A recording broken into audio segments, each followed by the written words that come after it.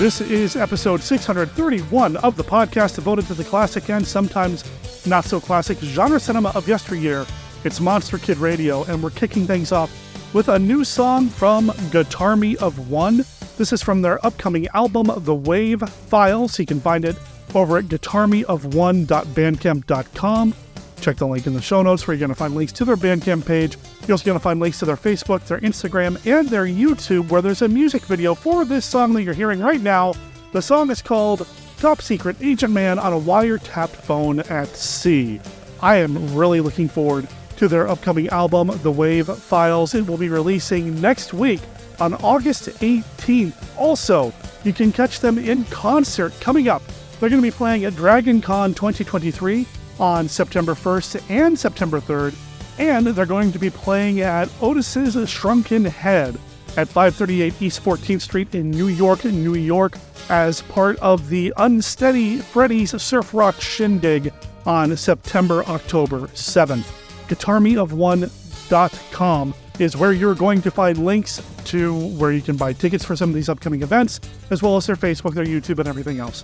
Again, follow the link in the show notes when you're done listening to this episode of Monster Kid Radio. I'm your writer, host, producer, Derek M. Cook. I'd like to welcome you to the show, and this week we are looking back at an event that I wish I was at. Once again, I missed Monster Bash this past summer, but Mike Ramsey was there, and he brings his recording gear, and he recorded a Q&A with Beverly Washburn. So that's what you're going to get this week, is a recording of the Q&A with Beverly Washburn, conducted by Monster Bash's own Ursula Adams. It's a fun chat. I've had Beverly on the show in the past. I've met her a few times at various Monster Batches over the years. She's wonderful. She's one of my favorite people. I have some favorite memories regarding Monster Bash wrapped up with her. And, you know, again, I really wish I was there. But second best thing to being there is listening to this episode of MKR. Thanks again to Mike Ramsey for hooking us up and doing us a solid. Also this week we have Mark Matzke's Beta Capsule review. So, you know, gotta get some Ultraman content because, you know, I love me some Ultraman. And fortunately, Mark loves Ultraman even more than me. He's been knocking it out of the Ultra Park with the Beta Capsule review. And actually, you're going to hear that here in a few seconds. Guitar-Me of One's been rocking it for a little while. Let's give them a break. You'll hear their song in its entirety at the end of this episode, after you hear the Q&A from Monster Bash, and after you hear from Mark Matzke, which is going to come up here in a second. But first, I want to let everybody know that over on our Patreon at patreon.com/monsterkidradio, I've been talking about doing another Monster Kid Radio Monster Movie Trivia Throwdown, Showdown, Hoedown thing. We really do need a clever title for that. Coming up here in the very near future, we're going to be doing it on a Saturday. You know, originally we were going to do it on a Sunday, but then I realized that's not going to work for me. I've got some other stuff going on, but I do have some Saturdays coming up. And Saturday was the day that we used to do things on Twitch, so you know what? We're going to be doing the Monster Kid Radio Movie Trivia Throwdown, Showdown, Hoedown on a Saturday, and right now, tentatively, we are looking at August 19th, which is not this Saturday, but next. Now, that is tentative. Follow along at our Patreon at patreon.com/monsterkidradio. The post about the Trivia Throwdown, Showdown, Hoedown thing, anybody can read those posts. Okay? You don't have to be a patron to read what we're doing here. But to be a participant in the quiz and the Throwdown, Showdown, Hoedown, you must be a $5 or higher patron through patreon.com. You can sign up for it on the very day that we actually do the Trivia Throwdown thing. Just make sure you follow along over on patreon.com/monsterkidradio so you know when it's going to happen. Okay. I told Guitar-Me of One they're going to be able to take a break here in a second. Let's go ahead and stick to that. Let them take a break and get on to the rest of the show right now.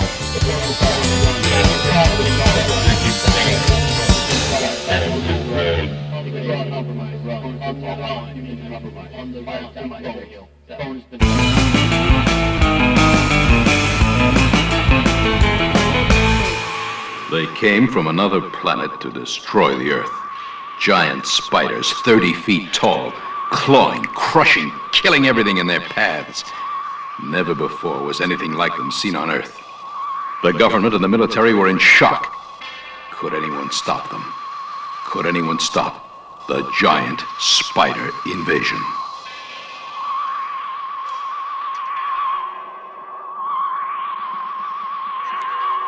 No. Horror. No! Horror. Stop it! Horror. The ultimate in evil, the absolute in terror from the Shockmasters.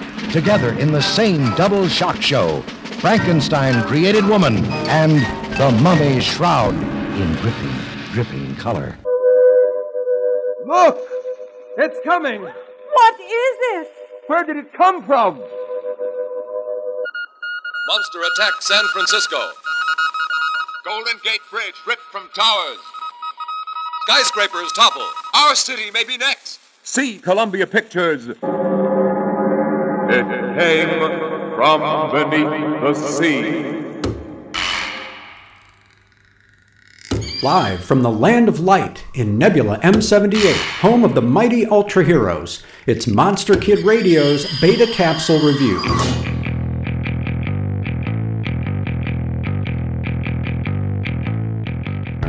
Return of Ultraman, Episode 24, Horror, Birth of the Apartment Monster. Original air date, September 17th, 1971.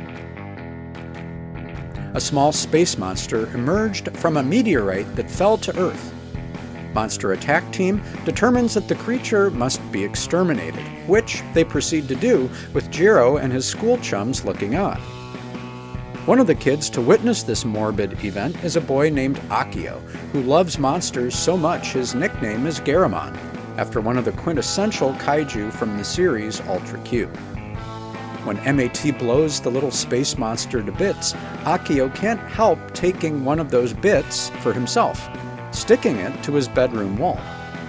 The third grader does not seem shocked when an image of the space monster appears on the wall and responds to his design suggestions, adding horns, fangs, and a protective shell. Akio even names the figure Kingstron, in hopes it will become a mighty monster. His hopes are realized all too effectively, as Kingstron takes on three-dimensional life, trashing the interior of Akio's apartment before growing to full size, threatening to topple the entire building. MAT hurries to intervene while Akio rushes into the building to get closer to his creation. Go follows the boy, who becomes trapped in an elevator, and a tricky rescue ensues in which Go's only hope for survival depends on a split-second transformation into Ultraman. Episode 24 is fascinating on many fronts.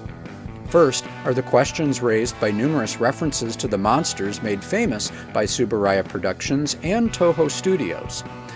When we first see Akio, he's playing with a battery-operated Baragon figure that walks and roars.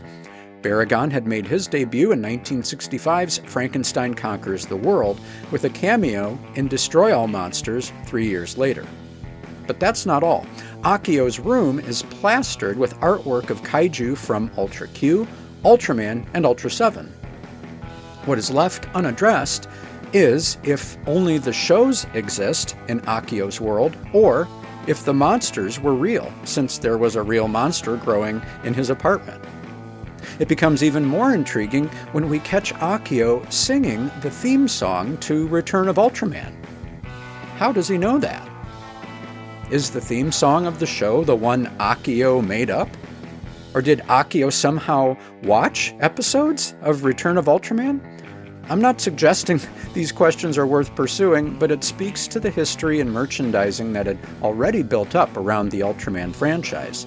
And these self-referential touches demonstrate that the series creators knew exactly who their target demographic was. There's much that could be said about the subtext of horror Birth of the Apartment Monster. In many ways, it mirrors 1969's All Monsters Attack, aka Godzilla's Revenge, in which a latchkey kid with both parents working befriends monsters to stave off loneliness.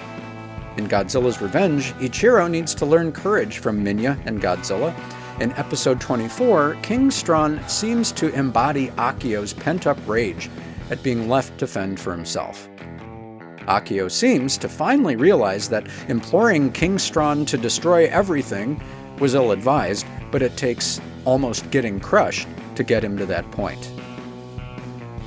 Finally, if Akio looks familiar to you, that's probably because child actor Hiroyuki Kawase starred as Ken Yano in Godzilla vs. Hedorah, also in 1971, as well as 1973's Godzilla vs. Megalon as Jet Jaguar's buddy Roku.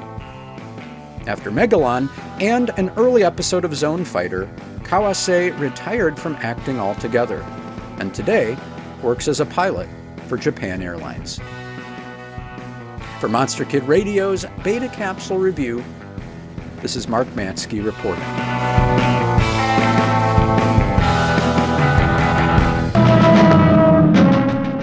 A great new motion picture in the world's newest motion picture process, Cinemagic. The wonder of the added fourth dimension. With Cinemagic, you are actually on the first rocket ride to Mars in the Angry Red Planet. You feel the dizzying heights of their fantastic city of mile-high buildings. You'll shiver as you ride the River of the Dead. Your depth perception will increase 1,000-fold as you look into the waters that lead to foreverness. And the terrors you meet on Mars are beyond man's imagination. The Rat-Bat Spider. So real in Cinemagic, you'll feel the crazed stare of its blinded eyes, the tearing shock of its iron claws. The giant amoeba. Like an earth germ, only 100 million times larger. Thrills, shocks, terrors, and your first glimpse of the life and the world of Mars. All are yours to experience in The Angry Red Planet, in Eastman 5250 color from American International.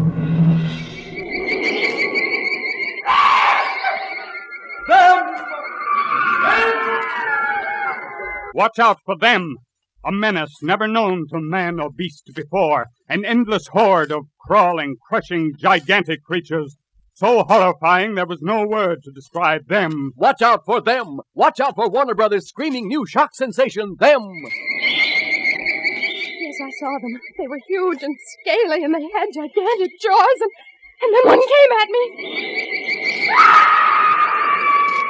Kill one and two take its place. This is the endless onslaught of them, clawing up out of the earth from mile-deep catacombs. See Them, the most astounding journey into terror ever taken, starring James Whitmore, Edmund Gwenn, Joan Weldon, and James Arness. Them!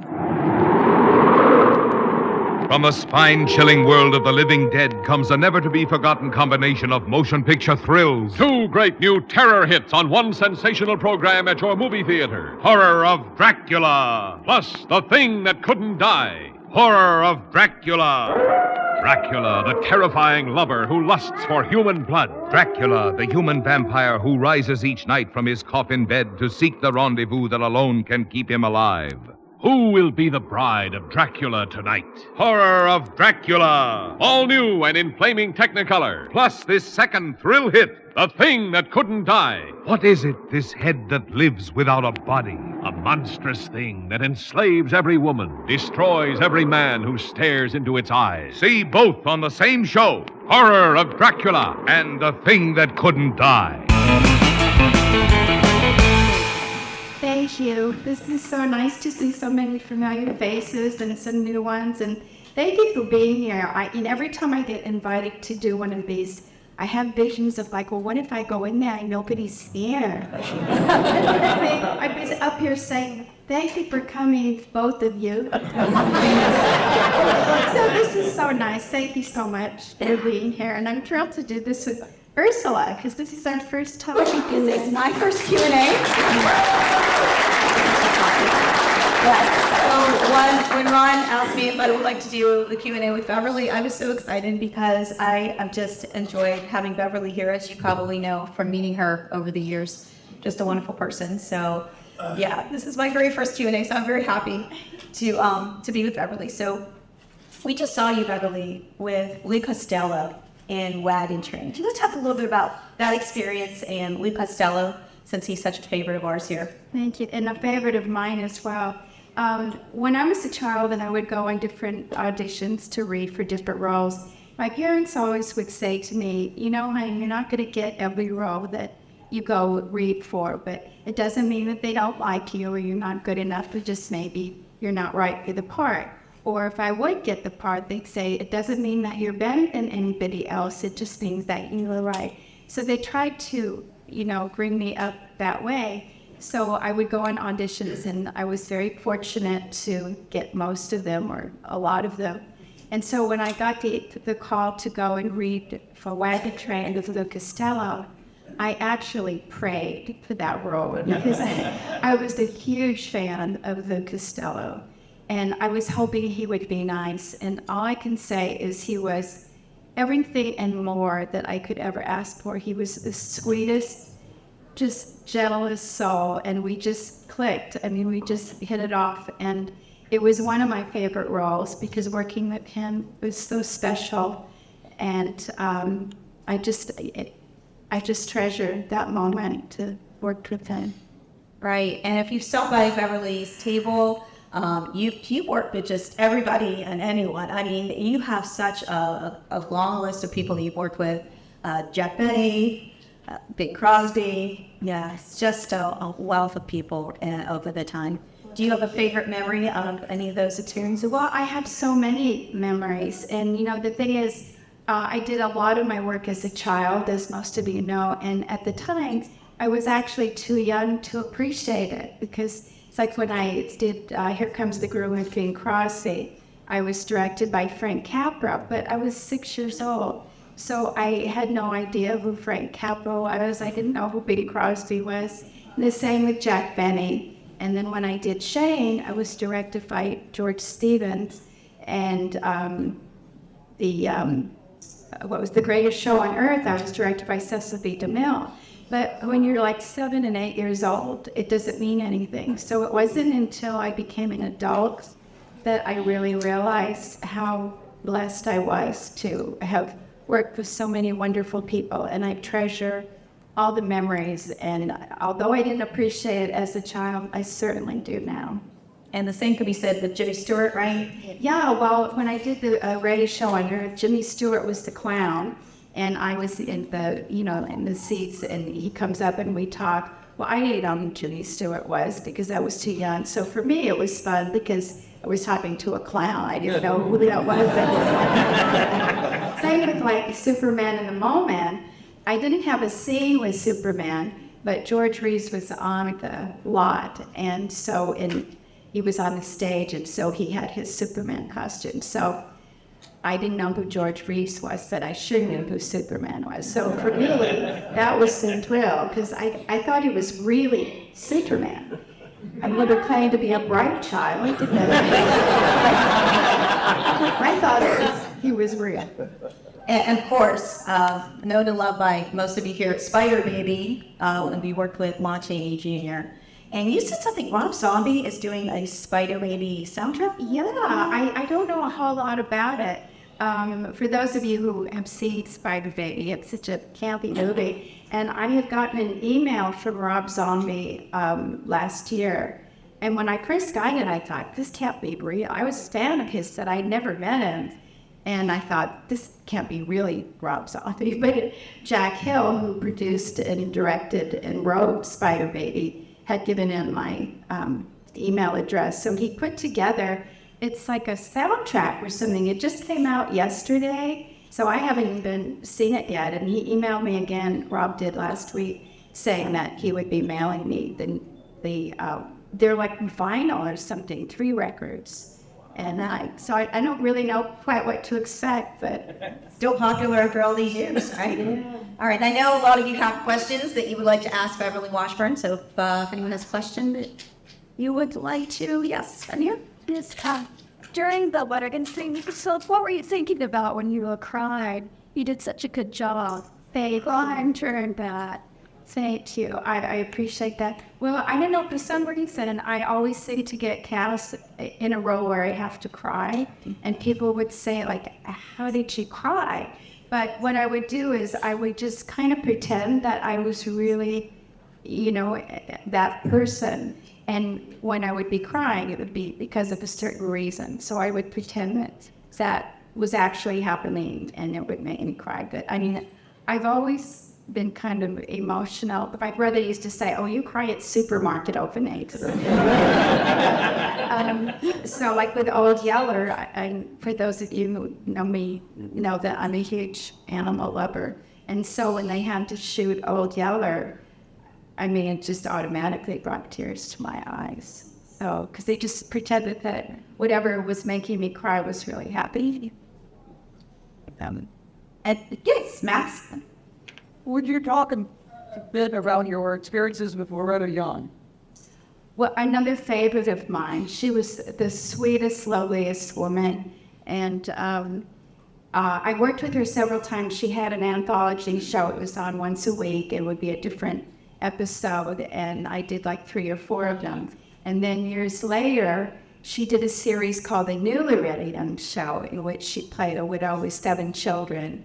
And I was one of the 7 children. And I had worked for her a few times. So she actually called me at home and said, I'm going to be doing a series, and I want you to play one of my daughters. And it's now out on DVD. But her son took it over and changed the name from The New Loretta Young Show to Christine's Children. And it was a short-lived series because we were opposite Ben Casey. You remember that show? And that had all the high ratings. And so our ratings weren't that great, but I was blessed that I stayed in touch with her up until the time she died. Well, she was so warm and loving and giving, and we used to talk every Sunday. And my husband was dying from cancer. And so she would call me and do the sweetest things. I would go to the mailbox and there'd be like a little prayer book. And then a few days later I'd go and there'd be a little poem about losing someone you love. And then one day she sent me a scarf, and another time a crystal dove. She was so giving and loving. And I just feel so blessed to have known her my whole life. And I'll tell a quick story. Some of you have already heard this, so forgive me, but for those of you that haven't heard, we would talk every Sunday. And so she didn't like to be called Loretta, and she didn't want to be called Miss Young. She was married to Jean Louis, the designer at the time, so she wanted to be called Mrs. Louis. So I respected that. So we're talking, and I said, you know, Miss Louis, you are so gifted, and you're such a legend, and people love you so much. And I just wondering if you would ever consider doing another movie, because I know people would love that. And she said, you know, honey, she said, I get scripts submitted to me almost on a daily basis. And she said, but they're just not the stories that I want to do. There's so much, violence and, bad words and all that. And she said, it's just nothing that I would want to do. So, and then she took a pause and she said, besides, I'm too old, I'm too tired, and I'm too rich. Came out of nowhere. It was so cute. And then she laughed at her own joke, which is sort of even cuter because it was not like, oh, that's great. That's great. Yes, Scott, you have a question? 2 questions. Actually, early on, a movie, The Killer That Stalked New York. And then also in pre-production, I noticed horror icons Lon Chaney Jr. Could you talk a little bit about both? Yeah, well, The Killer That Stalked New York was the first movie I ever did. And I got that just by, I guess, an intervention or something. It was a blessing because I had an agent and I would go on countless auditions, but I never got the part because they didn't have any experience. So I had been modeling children's clothes and I had an agent and she would send me on all these things. So this one time, my older sister, who was an acrobat, she would entertain the veterans, and I would tag along, and I was 6 at the time. And at one of the events that she was appearing at was Jock Mahoney, who was, you'll remember him as the range rider in Yancey Derringer. And he was this big, handsome cowboy, and I was 6, and I was mesmerized by him. And so we talked, and then a few months later, I was on another audition for this movie. And I had been on countless ones, and nobody ever picked me because I didn't have any experience. Well, he happened to be walking through the lobby, and he remembered me. So he asked my mother what I was doing there, and she told him, so he goes, I'll be right back. Well, we found out later that he went into the casting director, and he was under contract, so he had some clout. And he said, oh, this kid's great, she's done this, she's done that. They hadn't done a thing. Basically,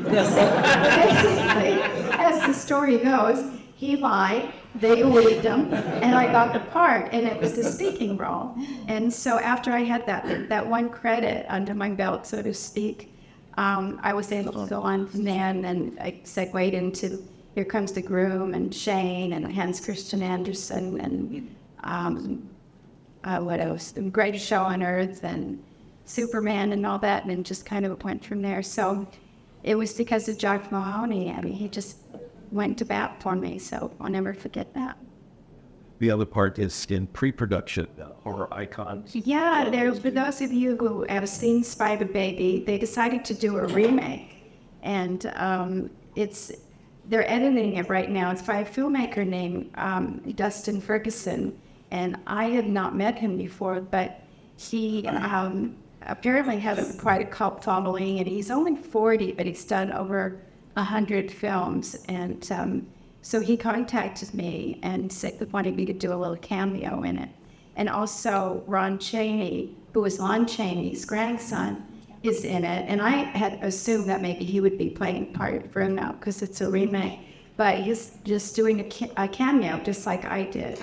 And spoiler alert, I'm not sure if I'm supposed to say this, but we both died.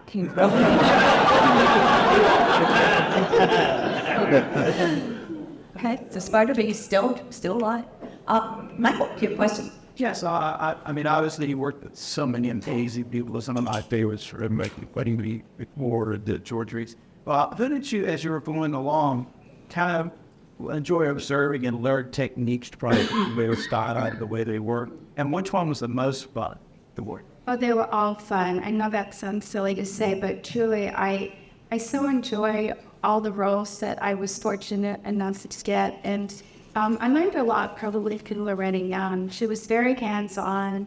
And, during the series, she wasn't controlling, but she was very hands-on. So she would have a say about the wardrobe and the hair and the makeup. And she insisted every day that we would go, and back then they called them the rushes. Now they call them the dailies. And it would be the end of the day, whatever we would shoot. She would insist that we would go watch them the next day because she said you learn from it things that you shouldn't have done or did do or want to do again, or certain expressions. And so I guess I would have to say Loretta Young, and I learned the most from.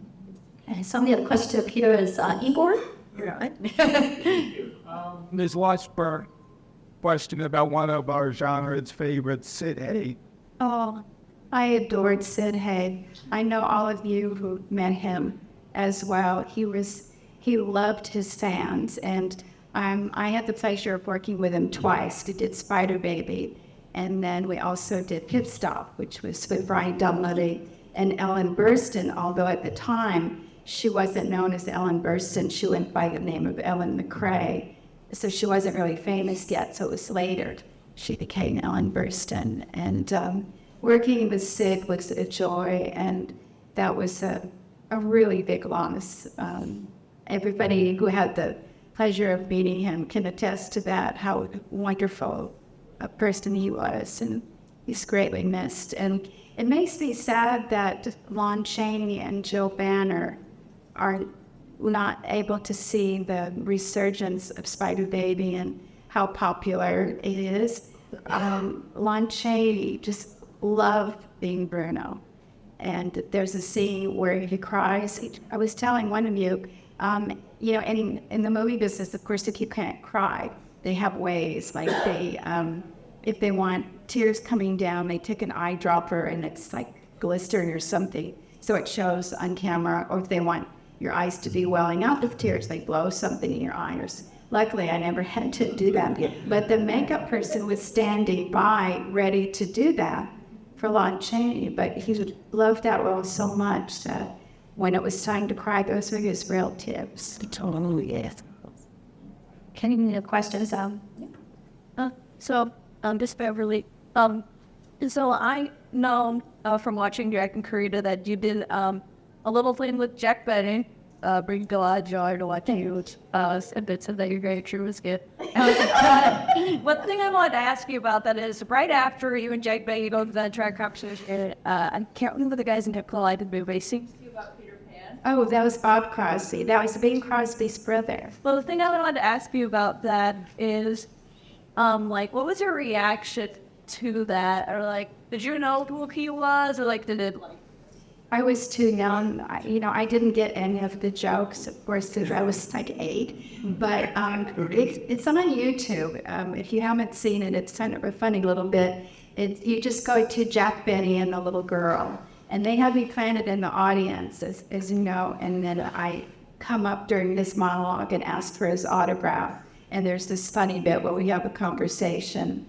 And if you watch it, you'll see there's a couple of times where Jack Benny stutters a little bit.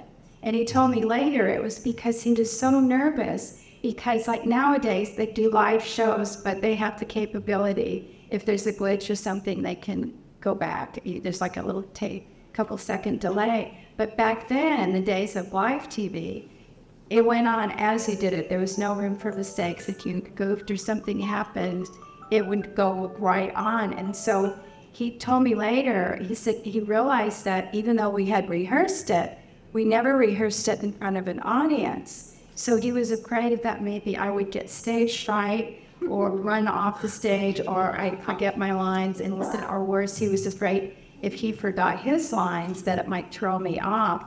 So he was very nervous about it. And fortunately, it went off without a glitch, and that was the beginning of my lifelong friendship with Jack Benny, who always played the stingy tightwad, and he was the most generous, wonderful man. And he actually, when my daddy was dying in the hospital, he sent over his own personal physician to look in after my dad. And what was so wonderful about it is that he didn't do it for the accolades or so that people would write about it. Nobody even knew that he did it except my family. And I'll never forget that, but he did it from his heart. He was a wonderful man. We had another question here. Yeah, Beverly. What do you remember about the Patty Duke show? Did you enjoy working with Patty? I loved working with Patty. She was the sweetest thing. And she and I were the exact same size. We're like 5 feet 9. And so I got cast as one of her girlfriends in school. And so the first day on the set, I was out by the wardrobe trailer. And she came up to me and she said, "Hi, I'm Patty. Welcome to my show." And it was so sweet and humble because, of course, I knew who she was. And so she goes, "What's going on?" And I said, "Oh, they're trying to find something for me to wear." So she looked at me and saw that we were like exactly the same size. So she says, "Come on in with the trailer." So we went inside the trailer, and her exact words is to the wardrobe person, she goes, "Well, hell, give her something of mine to wear. We're the same size." And so in that scene that I do with her, I was actually wearing her clothes. And I never forgot that because, you know, a lot of actors would not want to share their clothes with another actress. But she was so down to earth and humble and sweet. And it was a joy to work with her. And I was devastated. Like, she died right too young. Yep. Open up to another question there. Good? Yep. Hi, Beverly. Hi. Can you tell us about Tony Dow? Tony Dow, I know it sounds like redundant. I keep saying everybody is so sweet, but I was so blessed to know all these people who were truly sweet. Tony, for those of you who were fortunate enough to meet him, will attest to the fact that he was truly one of the sweetest, gentlest, kindest, most wonderful guy I've ever known. And he wrote the foreword for my book. And we stayed in touch up until the time of his passing. And I'm still in touch always with his sweet, beautiful wife, Lauren. And he was one of the special ones, for sure. And when I got that part, along with every other teenage girl in America, I had a huge crush on him. So when I got that part, I was really, really thrilled. So it was fun, and we just remained friends. We did love letters together. And he and his wife would come and visit me, and that was a really tremendous loss. He'll never be forgotten. That's for sure. Just a follow-up question. You mentioned Jimmy Stewart, the greatest show on earth. Memories of Charlton Heston. I didn't get to know him. He was on the set, but I didn't. You know, I was like 6 or 7 years old, and so they just had me under the big top and did my little part. And then that was it. So, and I didn't even know who Cecil B. DeMille was or Jimmy Stewart. I was just having fun doing my little part.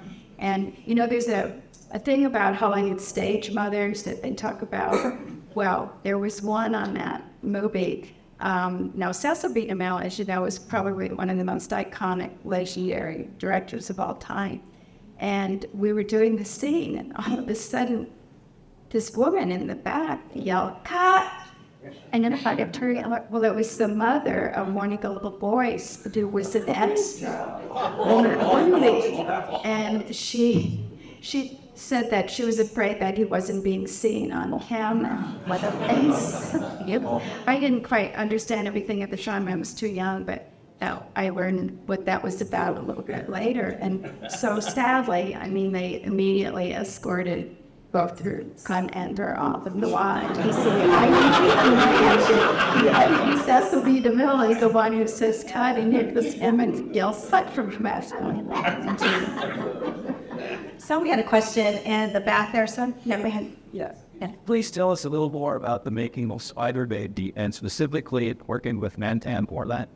Oh, yeah. Well, this goes back a long time ago because I had no idea that all these years later, Spider Baby would, be so popular.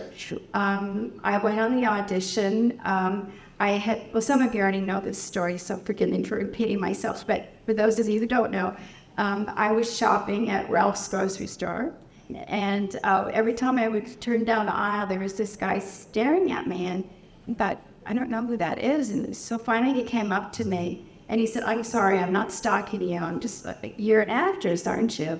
And I said, "Yes." And he said, "Well, we're casting a film and there's a role in it that I think you might be right for."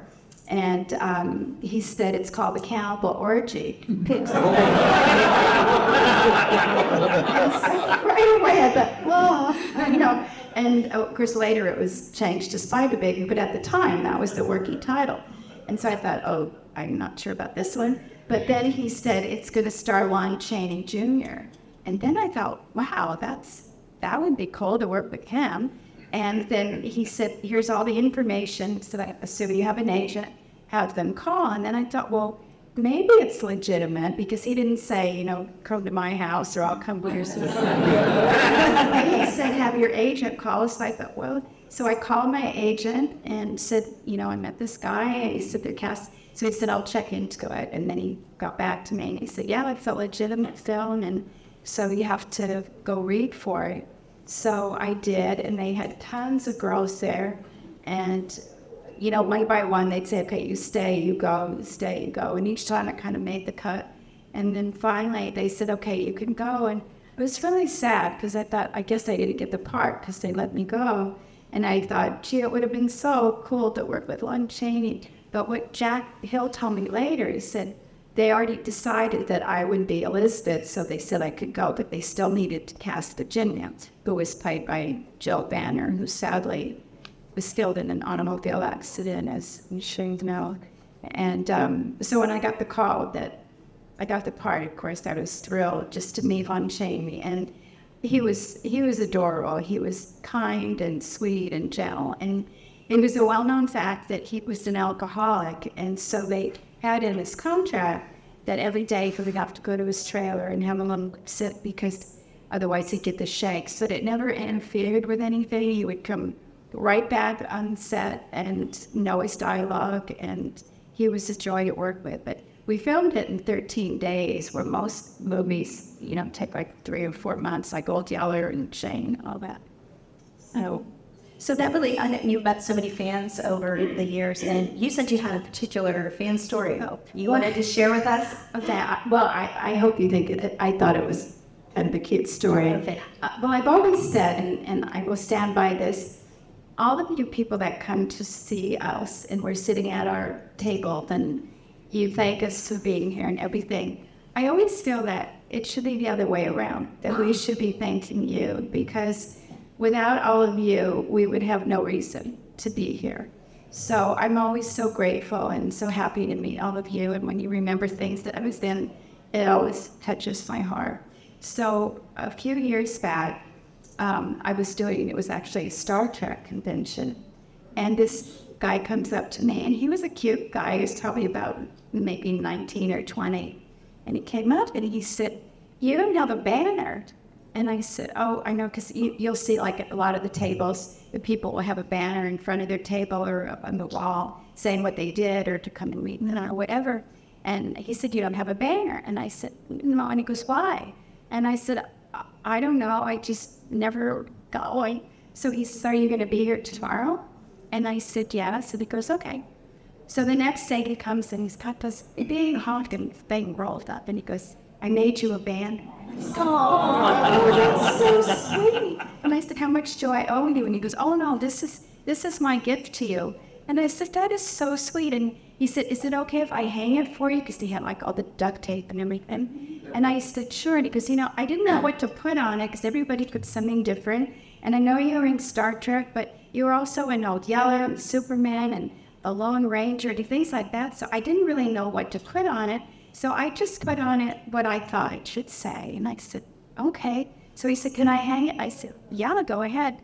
So he's up there, he's got this big honking van. I mean, it was like that, huge. And so I look at it and it said, "Come meet Beverly Washburn, America's sweetheart." And I went, "Oh, so sweet." So I look, and I look again. Well, he had spelled it S-W-E-A-T. So I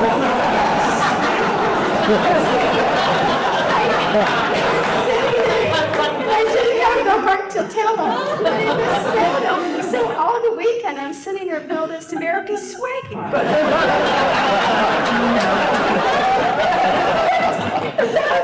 And he was so cute. I couldn't tell him that. So every time somebody would come up to my Well, Beverly, you will always be Monster Bash's sweetheart. love having you here. Mike Ramsey, thank you for hooking us up with this Q&A from Beverly Washburn. Thank you for always, going out of your way and recording content for us here on MKR from Monster Bash. I appreciate it. And I appreciate Mark Matzke too. I appreciate all the work that he puts into the Beta Capsule review and anybody who produces a segment for Monster Kid Radio.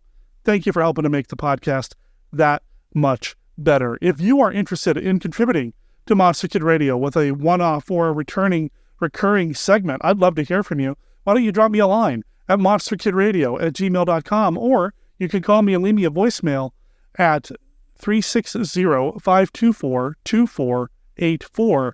You can find this information on our website at monsterkidradio.net, where you're going to find links to everything that we talk about here on the show, including links to our Facebook page, our Facebook group, our Twitter, our Patreon that I talked about at the beginning here, our Reddit page, and our Discord, as well as links to what Monster Bash is up to. If you liked the Q&A and you want to hear more of that, well, the best thing for you to do is just to go to Monster Bash. So check them out or at monsterbashnews.com or creepyclassics.com, or again, follow the link in the show notes and make sure you let them know that Monster Kid Radio sent you. We are an Amazon affiliate, and you can find our Amazon affiliate links on our website at monsterkidradio.net. If you're going to shop at Amazon, please consider using that link to get you over to the main site and then do your shopping as normal on Amazon.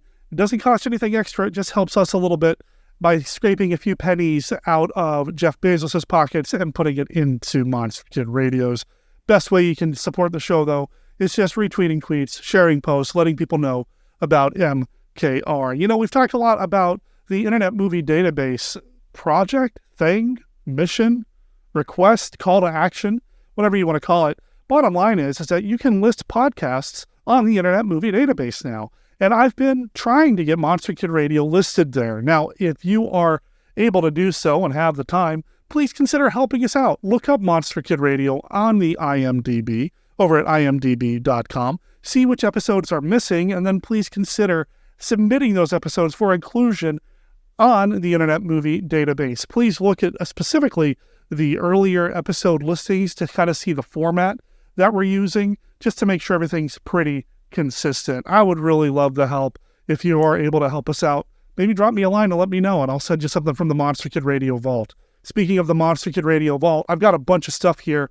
I've been putting a lot of things on eBay, but some of these things I'm just sitting on because I'm going to use them as prizes for upcoming events like the Monster Kid Radio Movie Trivia Throwdown, Hoedown, Showdown thing. I talked about that at the beginning of the show. Hit rewind and go back to listen to that and get caught back up to speed. And then come back here because we're going to go ahead and wrap up. I do want to thank everybody who has at least considered helping us out with the GoFundMe campaign. It's not a Monster Kid Radio thing. It's more of a Team Death thing, although Monster Kid Radio is slowly being folded into what I do with Team Death, which is the production and multimedia company that my lovely wife Beth and I are, well, now kind of doing over at teamdeath.com. Death is spelled D-E-T-H. Link in the show notes, of course. What happened was this. I have a video camera. It costs about $400. And when I was moving out of my apartment into the house over here with Beth and her family, I got it down the stairs just fine. I used to live on a third floor apartment, but as soon as I got down to ground level, moving the 6 feet from the bottom of the stairs to the back of my car, the camera fell out of the box and hit the ground. Now, the camera still works. However, every time I open it up and turn it on, something else falls off of it. And I feel it's just a matter of time before the camera completely breaks down and I won't be able to use it anymore. This is the camera that we use for our YouTube channels. This is the camera that I've used for the very occasional video Monster Kid Radio segments that we do. It's the camera that I take out with me in the field when I go to various events around town or across the country. I was able to find a place to replace the camera for about $270. There's some shipping involved, but whatever. So I set up a GoFundMe campaign. Nobody's really kicked in yet, and I get that. Times are tough for everybody, but if you're able to help out, please consider doing so. Or if nothing else, maybe just share the link or the post. There's a link over at monsterkidradio.net to the GoFundMe campaign. If you can help us out, that'd be awesome. But again, I understand. Times are tough, man. Anyway, that brings us to the end of the show. I feel like I'm ending on a downer, so I'm going to bring things back up by revisiting some music right after I remind you that Monster Kid Radio is a registered service mark of Monster Kid Radio, LLC. All original content of Monster Kid Radio by Monster Kid Radio, LLC is licensed under a Creative Commons Attribution, Non-Commercial, No Derivatives 3.0 unported license. Of course, that doesn't apply to the song Top Secret Agent Man on a Wire-Tapped Phone at Sea. You're going to be able to hear that song on the upcoming album The Wave Files. That's coming out on August 18th, 2023. From Guitar Me of One. You can pre-order the album right now at guitarmeof1.bandcamp.com, or again, follow the link in the show notes to the Bandcamp page, to guitarmeof1.com's website, where you can find upcoming concert listings. You can find links to their music video on YouTube. It's all there. Go check them out. Let them know that Monster Kid Radio sent you. My name's Derek M. Cook. I'll talk to everybody next week where we talk about something. I'm not sure what yet, so stay tuned for that as well. Ciao.